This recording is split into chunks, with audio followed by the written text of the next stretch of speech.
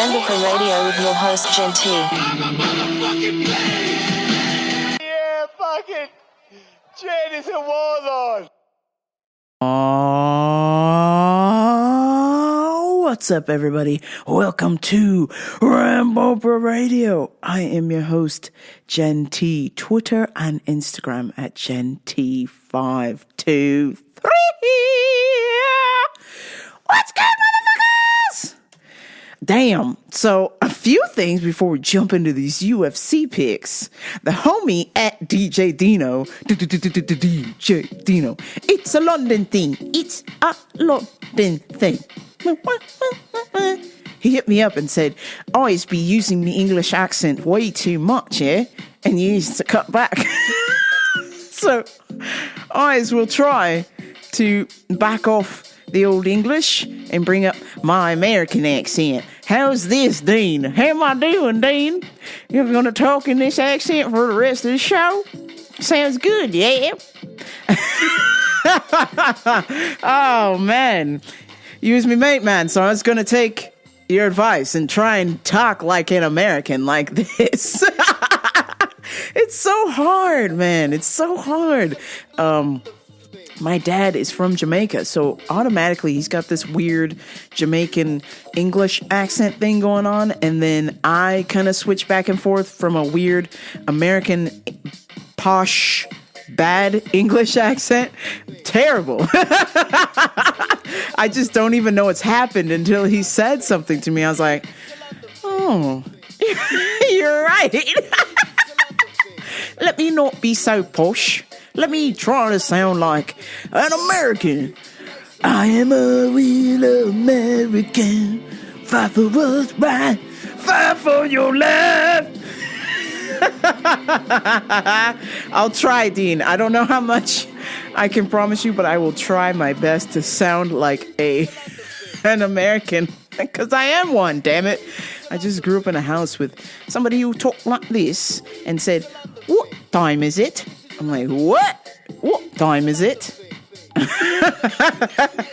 Still to this day, if you ask my dad, "What time is it?" He said, "What time is it?" I'm like, "Oh no, Dad. What time is it?" All right. Now enough of that. We're talking UFC fights today. Talking customers of the week, current events, Spotify wrap up, and my personality test that I took this week. Let's go. Before we jump into the fights, if you don't like MMA, if you don't like Lethway, if you don't like Pride, you don't like Dream, you don't like Pancrase, you don't like UFC, you don't like Bellator, you don't like ONE FC, you don't like M1 Global, you don't like Krav Maga, you don't like Taekwondo, you don't like Jiu-Jitsu, you don't like Muay Thai, you don't like Karate, you don't like Aikido, you don't like Alaskan Fighting Championship, you don't like LFA, you don't like Glory Kickboxing, you don't like Lion Fight, then fast forward, because this part of the show is not for you, because we're talking fucking fights.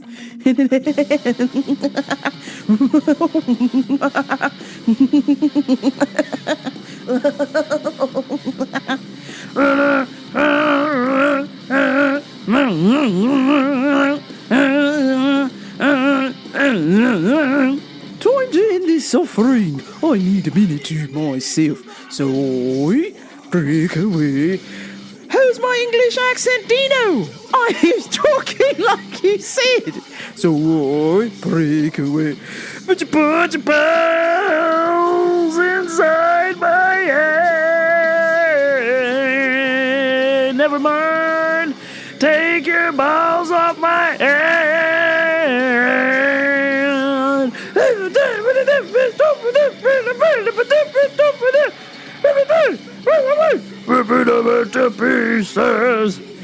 All right, here we go with lovely round of UFC karaoke. I'm sure you were singing along as well. Here are my UFC picks this week for you. Jack Hermansson versus Martin Vettori. As y'all know, Jack the Joker Hermansson was supposed to be fighting Darren Till Oh, you fucking scousers! Oh, you scousers! Oh, you fucking scousers! Sweet Caroline, da da da. He caught the Rona. He either got the Rona or he got hurt. One of those two. He is out, so they put in Marvin Vettori, who is... This is so crazy because Marvin Vettori is like the fight everyone has been avoiding. Nobody wants to fight this guy because he is so vicious. Vettori vicious. So I'll tell y'all my picks on that. But first, we have Jan Vellante, 17-12, 10 KOs, 2 subs, 5 decisions. Lost. He hasn't won a fight since 2018, and he is taking on Jake Collier. 5 KOs, 3 subs, 3 decisions. He hasn't won a fight since 2017. Hey, wait a minute, Uncle Dana. What is this? Holy shit. I'm going to ride with Jan Vellante, but the only thing I'm suspect on is this, and you all will agree with me as well. He lost to the crochet boss, Maurice Green, who, if you listened about 4 episodes ago, Maurice Green, if you Google a picture of Maurice Green, this motherfucker is so cross-eyed. How do you lose to a guy whose fight name is Crochet Boss and he don't even know which way he's looking? What the fuck is this, Jan? God damn it, man. You can't. He lost to the cross-eyed Crochet Boss. Can you imagine? Maurice Green is like Crochet Boss. He's like knitting up a sweater, but it's all crooked because you don't know which way. He doesn't know which way to look. Oh my days, Jan. Please. For the love of God, erase the memory, the loss of Crochet Boss from my mind and beat Jake Collier. I almost picked Jake because of the loss to Crochet Boss. You just don't lose to Mo Green. He's like the Brooklyn Brawler of the UFC. Holy shit, man. Oh, God. So I'm taking Jan Vellante. Next, Damon Jackson versus Ilia Topuria. Damon, 18-3, 3 KOs, 14 subs, 1 decision versus Ilia Topuria. 9-0, 1 KO, 7 subs, 1 decision. A part of me is going to say go with the vet. He's got double the experience, and he's only lost 3 fights. And 14 subs. My Lord. My guy lives on the ground. He lives for the ground. Lives for the jiu-jitsu. And then we have a hot streak here. I've got Ilya, who's lost no fights, 7 subs. So he's not a slouch on the ground either. I'm going to take Ilya. I think he will be 10-0, and then his next fight he will lose. That's what I'm saying here. Taking Ilia Topuria. Next, Jimmy Flick, 15-5, 13 subs, 2 decisions versus Cody Durden, a.k.a. Tyler Durden's brother. 5 KOs, 5 subs, 1 decision, 11-2. I'm taking Cody Durden. He is from the beloved ATT, American Top Team, which you know is one of the greatest gyms in the world. So I'm going to ride with Cody Durden. Next. I can't even believe I'm saying this man's name. What is this? Ultimate Fighter Season 4? Maybe? Season 4 or 5? Matt Wyman, 16-9. 4 KOs, 5 subs, 7 decisions versus Jordan Levitt, 7-0, 5 subs, 2 decisions. I'm taking Jordan Levitt. Matt Wyman has not won a fight since 2014. Bruh, if this ain't a loser leaves town match, I don't know what is. Jesus Christ, Matt Wyman. I don't I don't understand. Why are you still here? What are we doing here? Shouldn't you be teaching kids by now? What is this? Holy shit. I'm taking Jordan Levitt 7-0. He will be 8-0 at the end of Saturday night. You're welcome. Luis Smolka 16-7, 7 KOs, 7 subs, 2 decisions versus Jose Albert Quiones. 2 KOs, 1 sub, 5 decisions. Blech. I don't like people who have high decisions. That bothers me. So I'm taking Luis Smolka. He's going to bring the thunder from Hawaii. I'll just say this. Quiones is going to be a tough customer to beat. He is Enchoen de Mexico. So he's going to be bringing the entire country with him with every punch. But I feel like Luis Smolka will be skilled enough to take him down to the ground and submit him. Next, Nate Lauender. 14-3, 8 KOs, 6 decisions versus Mursar Ivalev. 13-0, 3 KOs, 4 subs, 6 decisions. And as you know, your dear host, Rambopra, loves anyone from Mother Russia because it makes my wallet grow.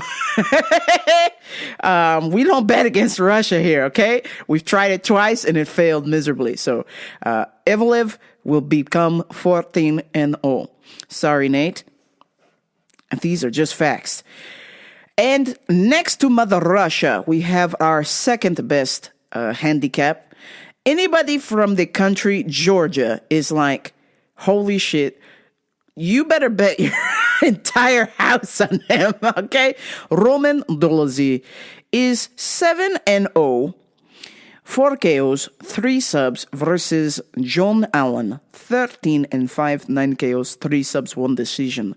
I am taking Roman and Niko Bellic, okay? We don't bet against Georgian fighters ever. They win all the time, you understand?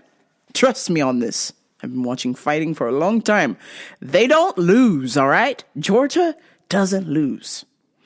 Talia Santos, 16-1, 10 KOs, 2 subs, 4 decisions versus Montana de la Rosa. 11-6, 8 subs, 3 decisions. Jeez. Hey, I'm taking Thalia. 16-1, 10 KOs. What the fuck? That's like, you're in a rarefied air if you're a lady and you got 10 knockouts, over 10 knockouts. That's crazy, isn't it? That's crazy status. That means you hit hard. Either that or a lot of these girls, 10 of these girls have biscuit chins. But most importantly, Thalia is from Brazil and another country we do not bet against. You understand? They win. They just win. Did you see my boy Dos Santos last weekend? Nobody picked this man. Nobody but your dear host, Rambo Pra. I said, he will win, and he did. Thank you. Good night. Next, Gabriel Martinez. 21-8, 7 KOs, 10 subs, 4 decisions. Hasn't won a fight since 2018. My God. Versus Justin James. 8 KOs, 5 subs, 2 decisions. I'm taking Justin James. OSP, 25-14, 12 KOs, 8 subs, 5 decisions versus Jamal Hill, 7-0, 3 KOs, 4 decisions. I was all set to take Jamal Hill this weekend, and then, as I am recording this podcast to you, OSP did not make weight. And what do we know about fighters who do not make weight? They win. The streak lives on. Damn it. I was certainly hoping to get some underdog change from Jamal Hill, but I guess I got to go with OSP tomorrow. So OSP it is. But I will secretly be betting with Jamal Hill. And finally, Jack Hermansson. 21-5, 11 KOs, 6 subs, 4 decisions versus Marvin Vettori. 15-4, 2 KOs, 9 subs, and 4 decisions. This is an interesting fight because these two are fucking badass, all right? Jack Hermansson, the Joker, and Marvin Vettori. I've been watching Marvin Vettori sparring with Kevin Gastelum. Holy shit. It's like MMA porn. I'm like, yeah, take it off. I can't stop watching it. He's just like in the pocket trading shots with Kevin Gastelum. And Kevin Gastelum has some of the best boxing in the UFC. Come on now. So I think I might be emotionally swayed here. I am a huge fan of Jack Hermansson, but I think I'm going to take Marvin Vettori for the upset because nobody wants to fight this kid, all right? Everybody is afraid. Everyone is afraid to fight Marvin Vettori. I mean, this guy loves to fight so much. He was trying to fight people in the hotel lobby. I mean, jeez. He is riled up. He's ready to go. He is twerking. He is ready with excitement to smash people. So I'm taking Marvin Vettori, but just for the record, if Jack the Joker wins, I will be happy also. So quick run through the picks real quick. Jan Vellante, Ilian Topidia, Cody Durden, Jordan Levitt, Luis Smolka, Musar Ivlev, Roman, and Nico Bellic Dulazi. Talia Santos, Justin James, OSP, and Marvin Vettori. Those are my UFC picks. Bet with me, bet against me. Who fucking cares? Let's watch them fights. It's time for Customers of the Week. This week, I tried to help a lady who would not let me help her. It was pretty disturbing, to say the least. So I'll set up the premise here. A friend of mine and I were chatting about masks. Should we or shouldn't we? And as some of y'all have known listening here, I've kind of gone back and forth on here about it. And it just seems like the logical reason for me to wear a mask. It's not about control or the government or any of that shit. I honestly believe it just keeps your germs out of the air from other people and vice versa. So wouldn't it make sense to just wear a mask so that, you don't spread your germs around, whether it's like nasal drippings or, I notice when I talk, there is a spray sometimes. Say it, don't spray it. I want the news, not the weather. Sometimes that happens. Okay, it's unintentional, but it happens. And people don't know this. So, but if you're wearing a mask, that sort of stops that spray from spreading to the other person and vice versa. So we were just chatting about it. And of course, my friend and I, we know people who are anti-mask. They don't like the mask. And that's fine. I still love my friends who do not love the mask. And then there are those who do love the mask. And I love my friends who do love the mask as well, too. Awesome. And we were chatting it up about the mask. Should we or shouldn't we? And a lady comes up and I see her look at us from far away and start to roll her eyes as we are questioning whether or not we should wear masks or do or don't. And she started to roll her eyes at me. I was going to ask her, did you need some help? Like, can I help you shop for your stuff or whatever? Okay, because I'm supposed to sell vitamins. That's what I'm there for. As much as I like chatting with my friends, I'm there to sell vitamins. So I turned to her and asked her if she needed help, and then she just kind of rolled her eyes and zoomed on off. Okay, whatever. So then I went back to talking to my homie about masks and should we or shouldn't we? As we keep talking about the masks and we're laughing, we're making jokes, and then we're trying to be serious too as well. She pulls her mask down and goes, "Oh, well, are you guys just going to stand there and not help me?" And then we both turned and we said to her, "Sorry, how can we help you? What is it that you needed?" "No, never mind. Stay away. Get back. Stay away from me." "Do like I told you, stay away from me. Never must understand me. Keep away from me." I was like, the fuck, bitch? You don't get to have it both ways. Either you want help or you just want a bitch. So which is it? Do you want help or you want a bitch? Because if you're going to bitch about it, then you can stay over there. I am more than happy to leave you alone. Get back. You don't know me like that. Holy shit. She was like, yeah, just stay over there. Just stay there. Don't help me. I'm like, and then the homie was like, okay, bye-bye.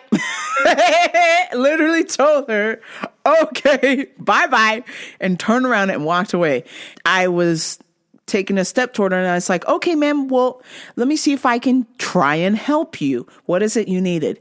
No, stay away. I was just like,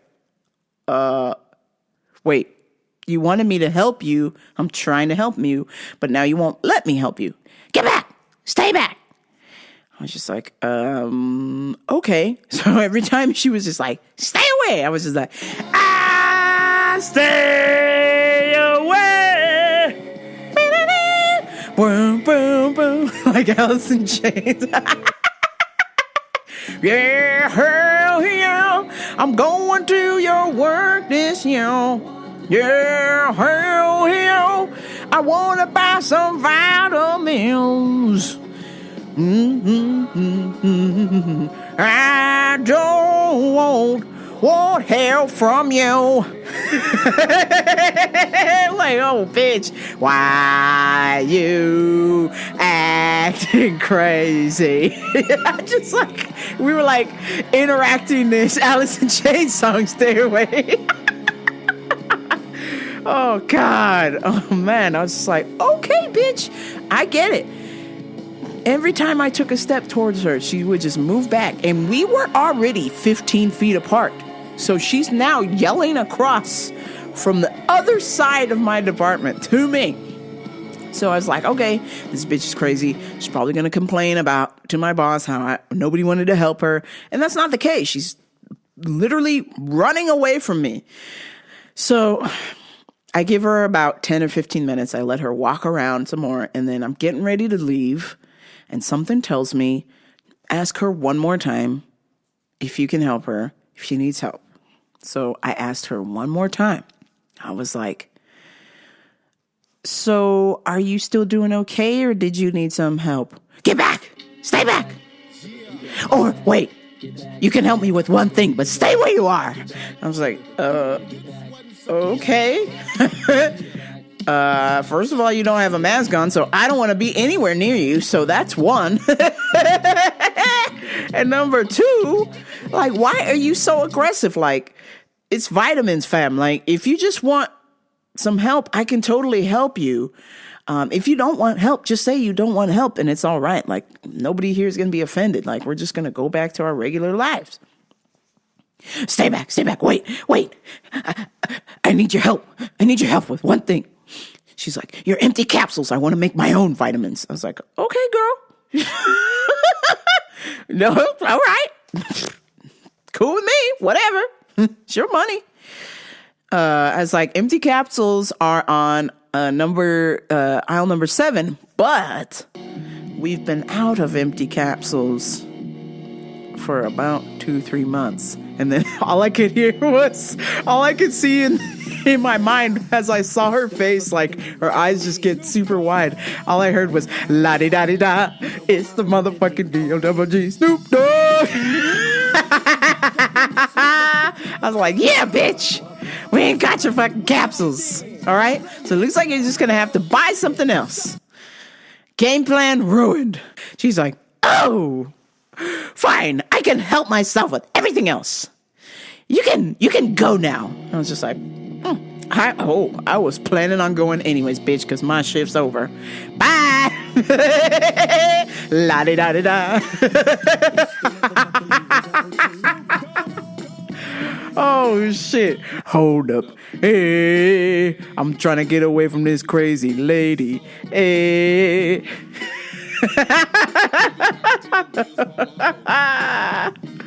Jesus Christ. I mean, you're worried about coronavirus. You won't let anybody get within 20 feet of you, but you don't want to wear a mask either? What? What the hell is going on here? The hell is going on here? Crazy. I work in Crazy Town. I literally work in Crazy Town. Some current events.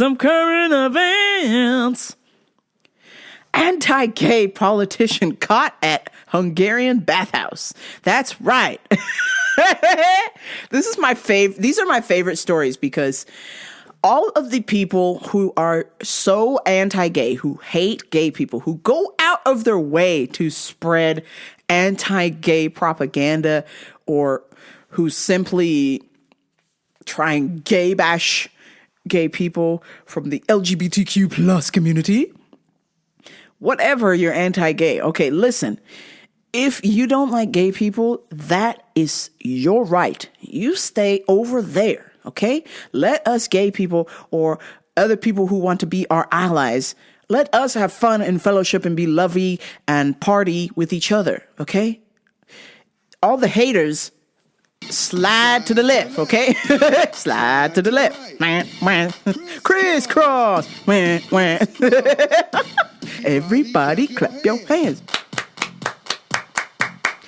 Okay, so 9 times out of 10, and it has just been proven time and time again. People who are the biggest anti-gay haters are gay. Hey!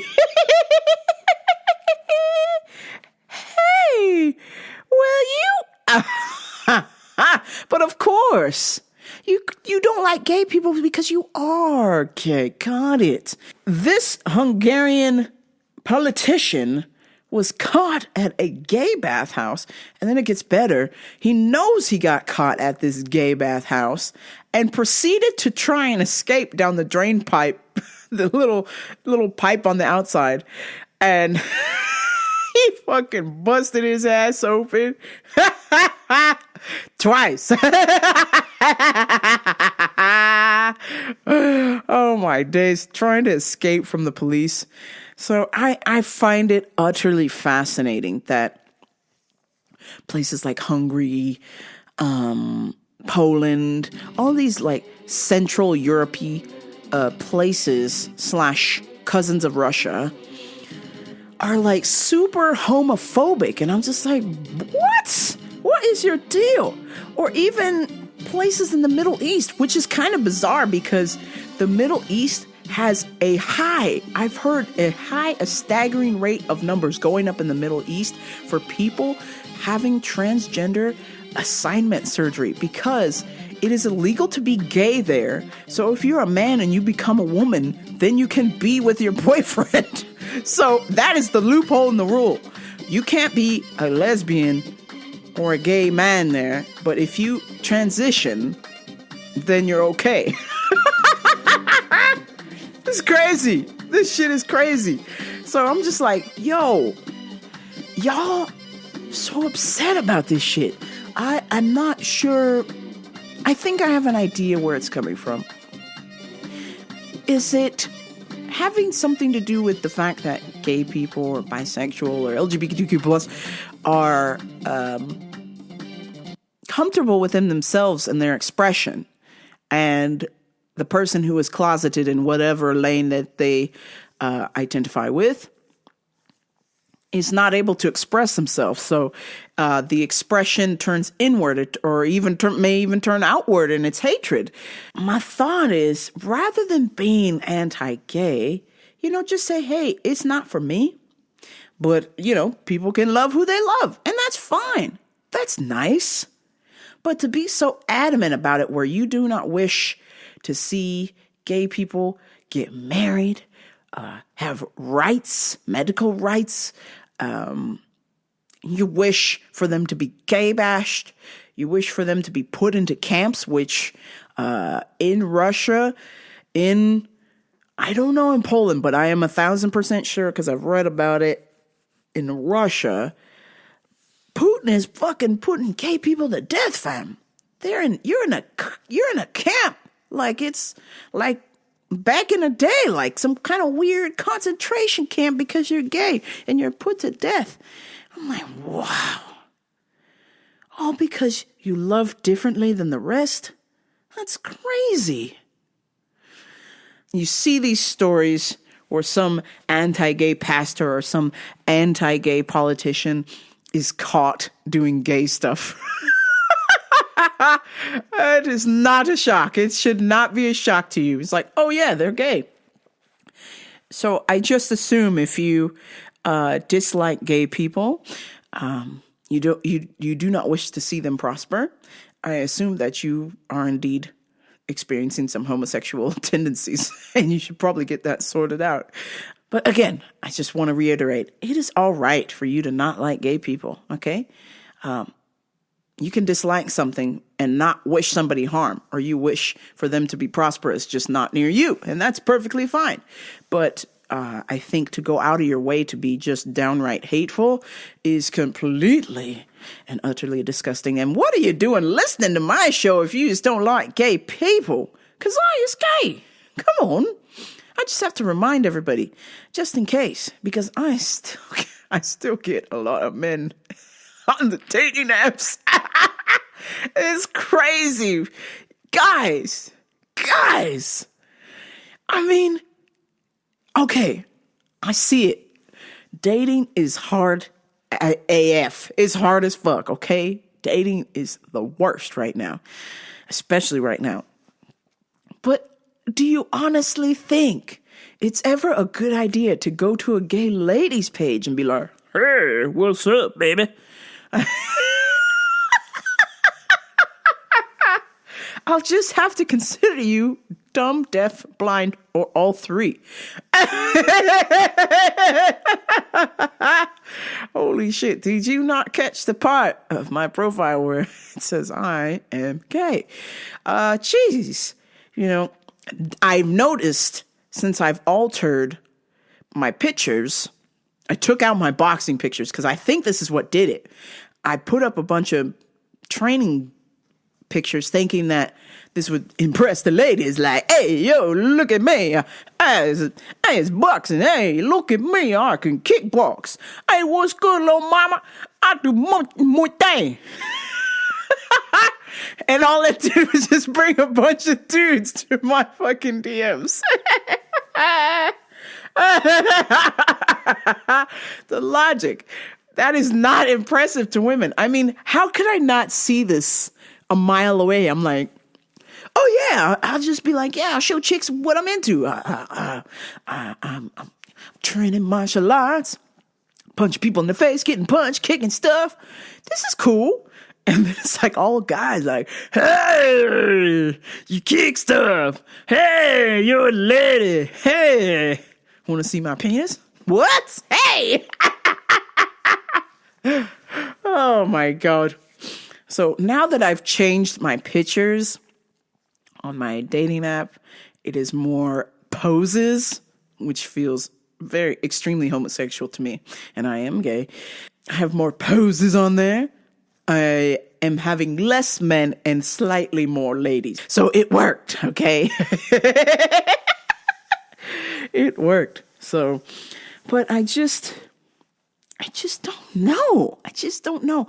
I feel like if maybe we were all a little bit less hard on each other and a little bit more open, I feel like more closeted or more gay haters will be able to express themselves and find other gay people they could love so they could be happy like the rest of us who are out of the closet and are happy for the most part. Let's get off this anti-gay train. Come on. I mean, you may dislike, but to go out of your way and hate, shameful. Just shameful. This week, I read about a hot mom who slept with a underage kid. Now, before you go, oh my God, Ramboper, that's fucking disgusting. Listen, this was in England. Underage. 16 is the age of consent in England. Yeah, buddy. Bloop. Yo, this guy, check it. My main man's there is playing footy in the park, and this hot mom, she's brought her kids to the park and seen these kids, and she's like, yo, you just come back to me crib, come back to my pod, and have some orange juice, and I'll talk to you guys about footy. And these two boys were like, yeah, let's go back to this hot mom's house. Okay, so the trouble starts with this hot mom is like 32 years old, and either she's claiming they lied. Somebody is lying here. I don't know who the fuck is lying, but someone is lying here. This hot 32-year-old mom, which if you were to see this chick on the Snappy Chat news, oh my days, steamy. Has like crazy tattoos and like, you know, she even got one above she got a little tiny tattoo on the face, over the eyebrow. Like, yo, this chick is like, she is like pink. she is like, that's my type. That's my type. So anyhow, according to this hot mom, her kids were playing footy together, and then they came back to the crib and they were having food or whatever, or snacks or something. And she is alleging that the boy said that he was 16 years old, which is the consent to age in the United Kingdom. They went upstairs and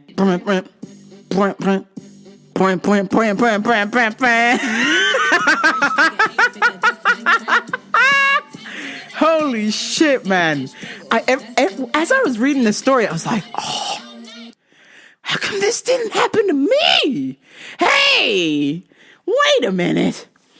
And according to the mom, they did the naughty and everything was fine. But then according to the child, who turned out to be 14, shit, that is not the consenting age. Holy shit. According to the child, who turned out to be 14, he allegedly told his girlfriend, and the girlfriend complained to him about telling the parents, and so told the boy's parents, and then the mom stormed down there and was like, why are you sleeping with a 14-year-old boy? And then the hot mom's like, he lied, he said he was 16. This whole story is a fucking mess. First and foremost, I just want to say that if this were my son, no son of mine is a rat. Okay? If you had a sexy time with this hot mom, like, bruh, don't tell nobody. You keep that to yourself or only trusted friends, or you could tell me as your parent and I would never tell your mom. You understand? Like, because we just got to keep that, that's a secret. That's like, daps, like on the down low. That's on the DL. All right. We don't, there's no ratos. We don't tell nobody that, oh, mommy and dad, I slept with a hot lady. Isn't that terrible? Like, no! Little Johnny, shut your fucking mouth. But you tell me the details first. But if this was my daughter, I would have killed this lady. I swear to God. Killed her. Holy shit. Just like, man, dude, this is the stuff that guys dream about. Getting the hot mom. Like, hello, you got vetted, bro. She's a hot mom, all tatted up, living in fucking, what's her name? Her name, Tia. Her name's Tia. And where she lives? She lives in Gloucestershire.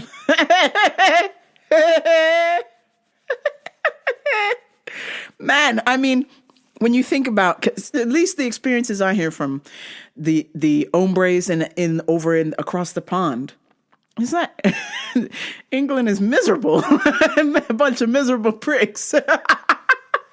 Everyone's grouchy. Sun doesn't shine that much. The food ain't that great. So it's like, if some hot mom wants to sleep with you, you would do it. Because what else are you going to fucking do? Oh my God. I could only imagine. If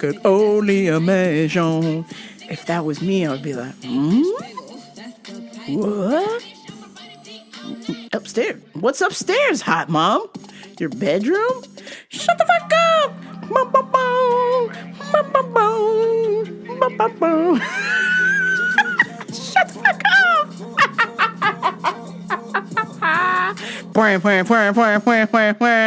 That's my type. That's my type. Oh my God, I would be all over that and not tell a soul. You understand? You cannot tell a soul until you're of the age of consent, because then that way she won't get in trouble. You understand how this works? Omerta, code of silence. Oh, damn it. I mean, I'm kind of glad that he said something so I would have something to talk about on here, but damn it. No son of mine is a filthy rat, all right? No son of mine. You keep it to your fucking self, man. Mommy? Yes, son. Today, some hot mom slept with me after soccer practice. Ruggy? Yeah, isn't that terrible? Listen, son, you save that. You put it in your treasure box and you save it for later. And then you tell your friends, but only if they're cool and they're not rats. Only tell your friends. Don't tell anybody else. This is a badge of honor. I can hear some of you who are parents listening to this. You are cringing. That's okay. It's all jokes. It's all jokes. I swear. Maybe. All I'm saying is this. If this were to happen to me, I would not have told a soul. You understand? From the block. We don't rant. All right? If some hot ass mom wants to sleep with you, then that's it. It's on. But 14 is a little low. It's stateside, all right? Like maybe 16, because the age of consent for most places in America is 18. So 16 in some places, but you know, it's like you put a 6 at the end, it's better. When you got a 4 at the end, it's like, oh damn, that's not good. Oh shit. So anyway, this hot ass lady might be going to jail. Or they've got her in jail. She might be going to prison for a long time. We'll see. See whose story checks out. But it seems like on her end, he lied to her about the age. But at the same time, like, bruh, you can't. Come on, lady. You can't be sleeping with no 14-year-old. It's crazy. You're 32 years old. You kind of know better. And speaking of sleeping with kids, I know this is getting really weird. But I am watching this bomb-ass show called A Teacher on Hulu. And A Teacher is starring, I think it's Kate Mara. Yeah, she used to be the hot news lady / prostitute on the first or second season of House of Cards.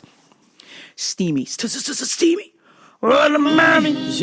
Mucho gusto. She plays a steamy ass teacher who may or may not sleep with her students. God, you guys gotta watch this shit. It's great. It's like that's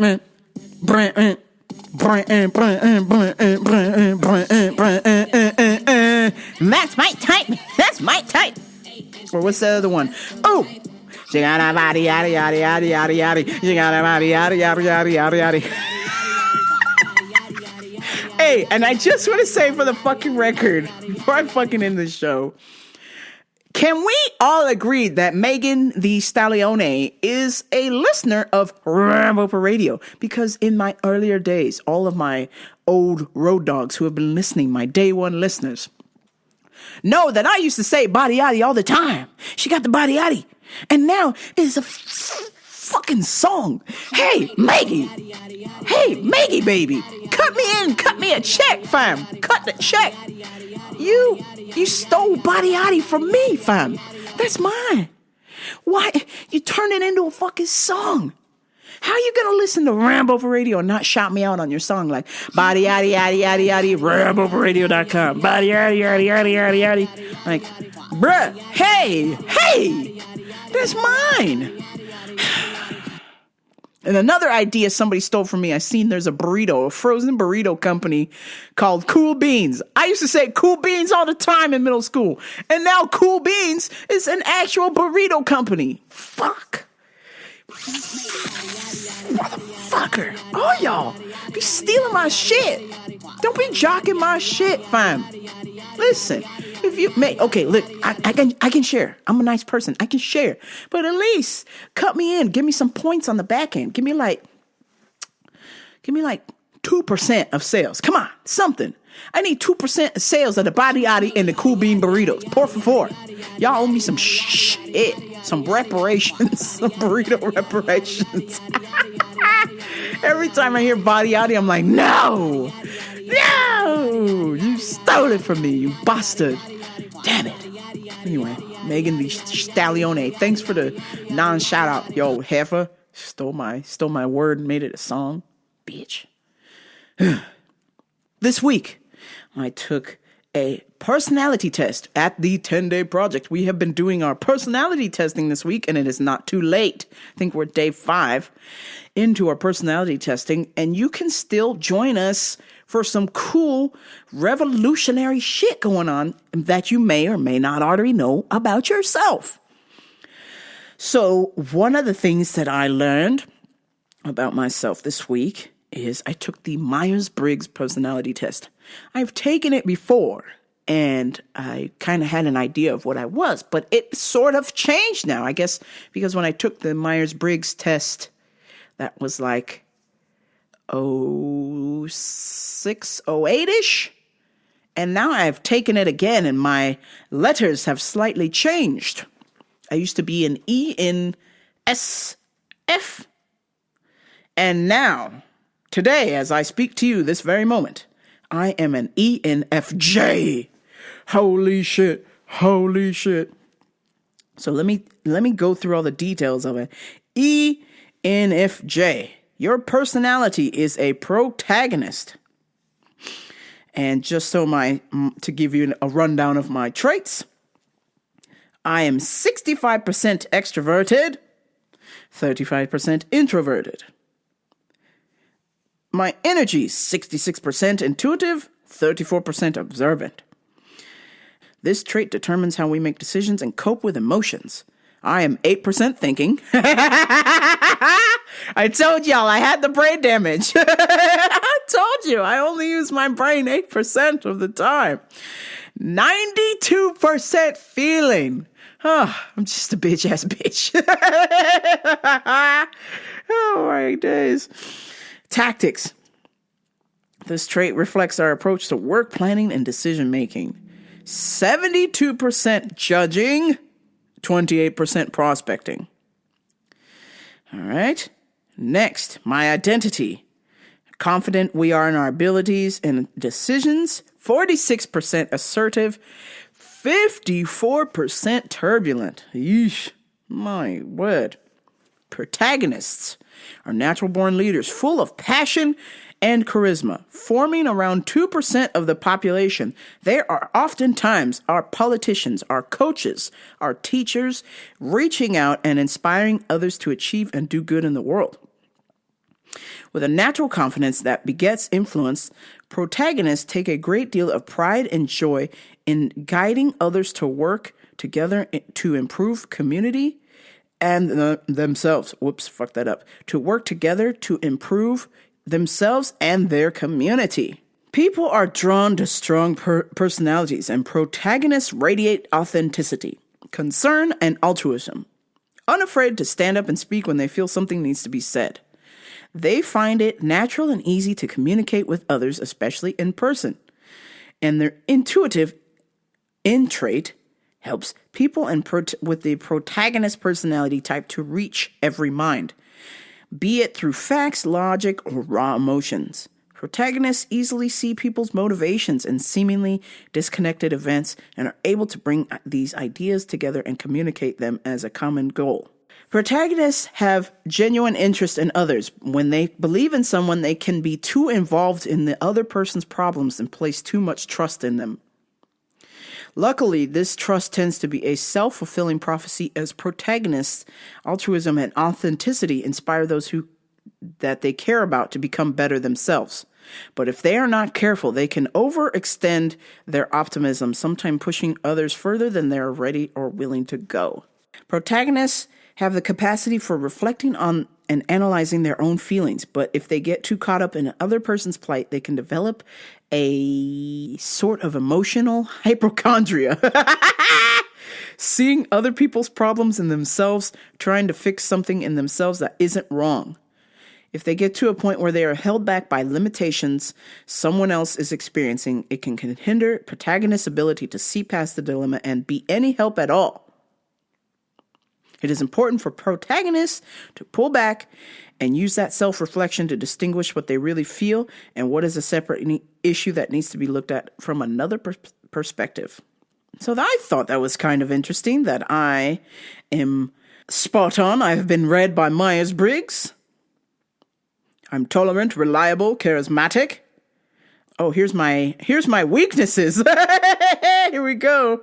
Overly idealistic, too selfless, too sensitive, fluctuating self-esteem, and struggle to make tough decisions. Holy shit. I mean, that just hit me spot on, right in me jibbers. And I was like, man, this is cool. I think everybody should do this. So if you get a shot, Google Myers-Briggs test if you haven't already done that, and tell me what your personality is. I'm curious to know. What are you? Are you an ENFJ like me? Are you an ABCD? What is going on with you? And let's see, we also took another test as well. A love language test. And my love language is physical touch. Let's see here. Physical touch, 33%. Words of affirmation, 30%. Quality time, 27%. Acts of service, 7%. Receiving gifts, you hear this? 3%.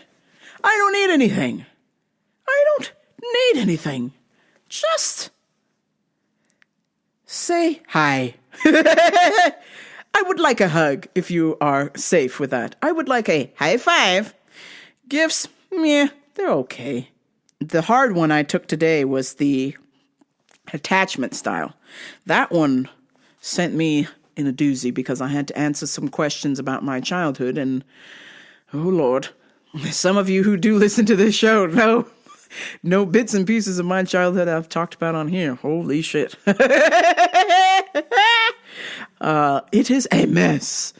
And so as I was taking the quiz, and just getting all stirred up with feelings and emotion and drifting back into horrendous times, my attachment style is preoccupied. And so I have an audio clip from Dr. Flimflam. What is his name?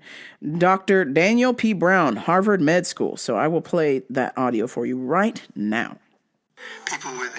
Adults with anxious, preoccupied attachment show excessive worry about the closeness of relationships. They're always afraid that the relationship won't last, or their partner will be unfaithful, or their partner will somehow reject them in one way or another, or their partner won't care as much as they do in a relationship. They see themselves as intensely caring in relationships, and they have high levels of anxiety which are unremitting about the nature of the closeness that they're being supplied in that relationship.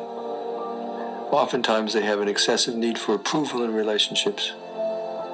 People with anxious, preoccupied attachment need to see the relationship as stable even when it's not. So if they are in trouble in a relationship, they'll often ignore the signs of trouble and then get rejected, and they'll be totally overwhelmed and surprised about why the rejection occurred, as if there were no warning signs. But they ignored all the warning signs. They have a strong fear of abandonment, and no matter how secure they are in a relationship, they're still afraid of being abandoned. They are especially sensitive to being disapproval and fear of negative evaluations in relationships. People with anxious preoccupation often are acquiescent to others in intimate relationships. They give up their own needs and acquiesce to the needs of their partner. They are strong, compulsive caretakers at the expense of themselves and their own needs, because underlying that is an intense fear of being alone. But when their partner doesn't respond to them People with anxious preoccupation are often very demanding, jealous, and often clinging in relationships. And underlying this is a weak and undeveloped sense of self. They can't see themselves as strong in a relationship, and they can't see themselves as easily exploring and discovering along with their partner and growing in new ways in a relationship. These are the manifestations of preoccupied attachment in intimate relationships. Holy shit. And that, ladies and gentlemen, is reason number one why I am single. I is got attachment issues. Man, fucking sucks. I mean, it's not like it's not fixable, but damn, when you hear it, the sound that you are fucked, it's like, oh shit. Oh my days. I was like, oh man, damn it. Oh, he's a bit mental, but it is 1000% pretty much spot on. Like when it explains why I freaked the fuck out last week when the Jason Ellis show was suddenly ripped from my life. And it would explain why I panic a lot of times when there's a certain level of attachment that I have with certain individuals. And if that attachment is not there or I have done poorly, that I begin to freak out or spiral out of control, that is it. That is why. So, of course, digging into my past, I had to answer some questions and about my parents, and that was lovely because I had to be honest. I mean, I was a bit nice on some questions, and then I felt like I was a bit over on some others, but for the most part, that was the attachment quiz. I highly recommend that you take it, and I hope you get a better result than me. I just couldn't think of the worst possible result to have than to have that come out, but that is the truth. So my score, my attachment style, I took a separate attachment quiz. That I am secure and then I am not secure. I got an overwhelmingly 38% secure, and then opposite of the pie chart, I had a 38% ambivalent and anxious with attachment, and then the other 14% was disorganized attachment and 10% avoidant. So,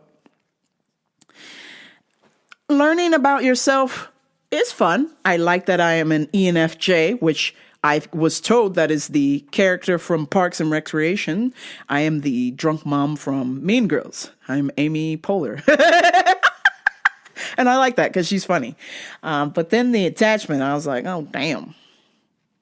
That's you? Damn. This would explain why you are single, 1000%. So, I guess I don't know what else I need to do to fix that, because I'm a fixer kind of person. So I'm just kind of like, ugh.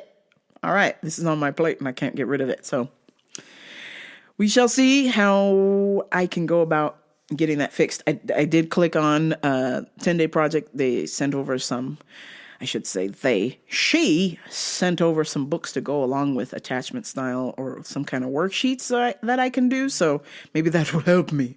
Please help me. I'm tired of this. This week, Spotify released its 2020 Wrapped, and I will end the show with this. I want you guys to know some of my top artists in my favorite song of the year. Number 5 was Jhené Aiko, and of course, you know I love the Pussy Fairy. Jesus Christ.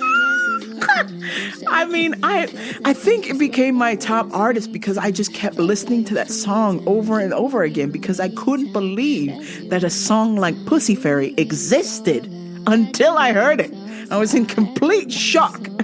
I was in a state of disbelief. I was like, oh my days, like, what are you talking about, girl? Whoa. I know you're not fucking me. Hey, oh, hey, take it easy, Pussy Fairy. And then number 4, my number 4 artist I am not surprised by this. It is Skrillex, because, I like the...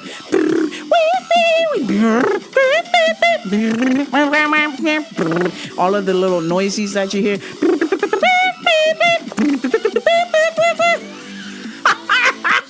I don't know, something about noisy kind of music like that.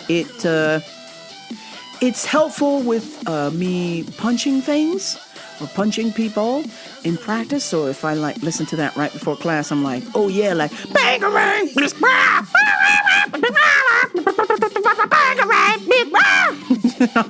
what the fuck?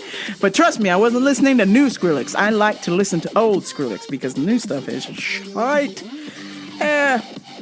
Number 3, my go-to of go-tos. I mean, you can't go wrong with a suavemente, bésame, toquera tonte los labios, suave. That's right. Number 3, Elvis Crespo. Are you writing this down, folks? This is the best music that you can get here.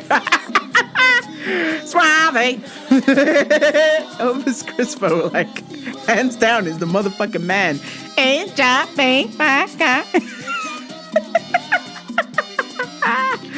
Oh, shit. Number 2. I don't know how this wasn't number 1, but it was number 2.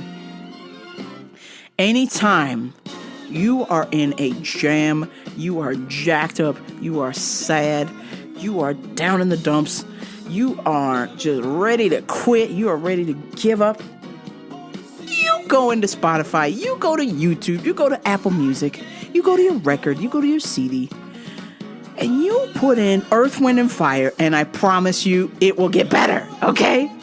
I promise you. God gets into my life. I'm telling you, you cannot have a bad day with Earth, Wind, and Fire. It's just physically and fucking possible, all right? You cannot. Woo! Holy shit. And then, of course, my number one, none other than me main man, brought me through 2020. Not only was he my top artist, it was also my most played song this year. It is indeed Joyride. You don't want to see me get yachty. You don't want to see me get yachty.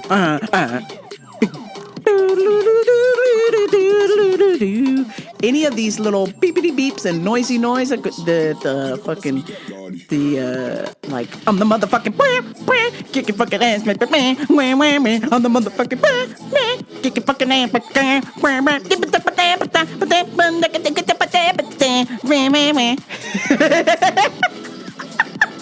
I listen to that shit all day. I'm literally trying to learn how all of these noises, beeps and the beep beeps and the doot doots, how that is impressive to my brain. Maybe it's because, according to my Myers-Briggs test, I only use 8% of my brain. So since I only use 8% of my brain, that would make sense why I like songs with beepily beeps and dooty doots and the whoop whoop whoop and the whack whack and all of that and the all of that noise, man. But I highly recommend Joyride. Give it a shot if you can. I mean, obviously, I'm told you're supposed to be on drugs to like this kind of music. But I do use edibles, but as a sleeping agent. I don't use it to get high. Like to check out. I use it to calm down because I'm too hyper. I think I listen to beepity beep music and floopity floops because I'm so hyper and it kind of makes me calm down a little bit, or it gets me even more hyper. I don't know, that Joyride is my coffee, all right? Can I explain it like that? That wakes me up in the morning, all right? I don't really drink coffee, but I need me some fucking Joyride. So, and of course, my number one genre was dance pop. My number 2 genre was house. Number 3, rock. Number 4, rap. Number 5, funk. Funk off. Funk you. So clearly I listen to dance pop, which should tell you that I'm a giant homosexual. Oh, snap. Oh, my days. Man, let's see. What else did they say? I listened to 21,749 minutes of dance pop. Woo! Man, spot on. Spotify proving once again how I will not get laid by posting my music that I like.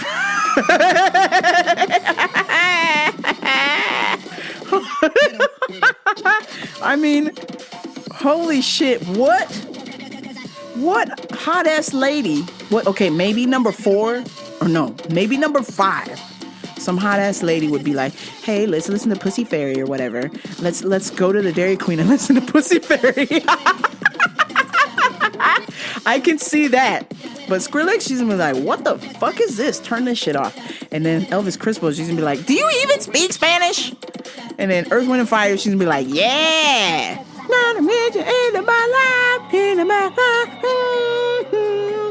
But Joyride, she's gonna be like, "What?" That's why it's important for me. You understand? This is why it's extremely important for me to date somebody who likes this kind of music, because it's not gonna work out if we can't dance pop with each other. Then what the fuck are we doing? But for some of you, I would love for you to tell me what your top 5 Spotify music artists were this year. Help me. I would love to know. What are you listening to? I'm curious. I have discovered, you understand, 635 new artists this year. So please help me get to 800. That is my goal, 800. I'm trying to beat my friend. He got to 800, and I need to get to 801. You understand?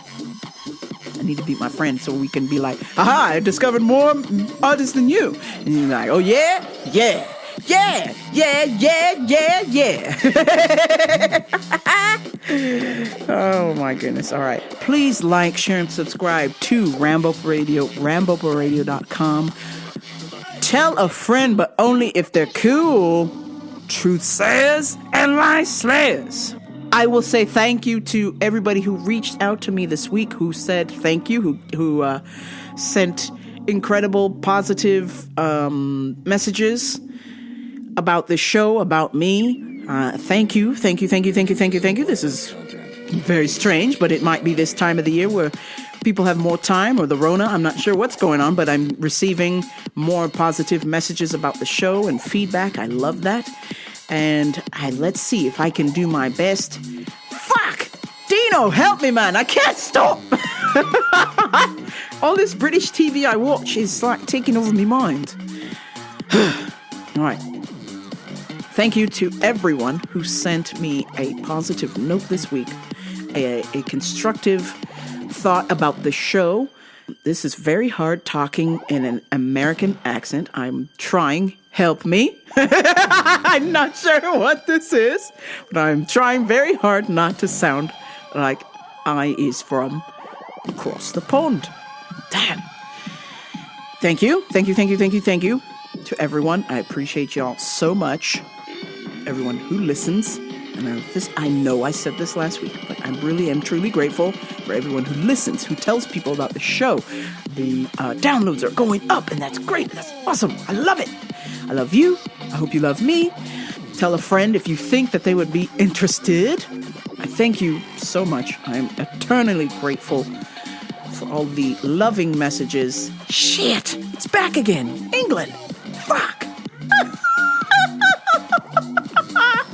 Oh my days. I can't stop, Dino. Now you brought it to my attention, and now I can't stop. Fuck. So hard. Okay. All right. Thank you to everyone. I am sincerely thankful. I hope you are all on your thankful journey, saying thank you before you go to bed. Thank you when you wake up. I know it seems a little bit excessive, but I truly believe that this will help you and help out each other. Help out others. I am doing my best to say thank you as well. And once again, here I am saying thank you so much to everyone who listens, who downloads the show, who shares the show, who laughs, who sends me lovely notes, constructive criticism. I appreciate every single one of you motherfuckers, and I will not stop. I will not rest Nothing will stand in the way of this show unless I am dead or in a hospital bed and cannot get to a recorder. I appreciate you very, very, very much. And I hope that you have a wonderful day, and I will talk to you next week. Peace!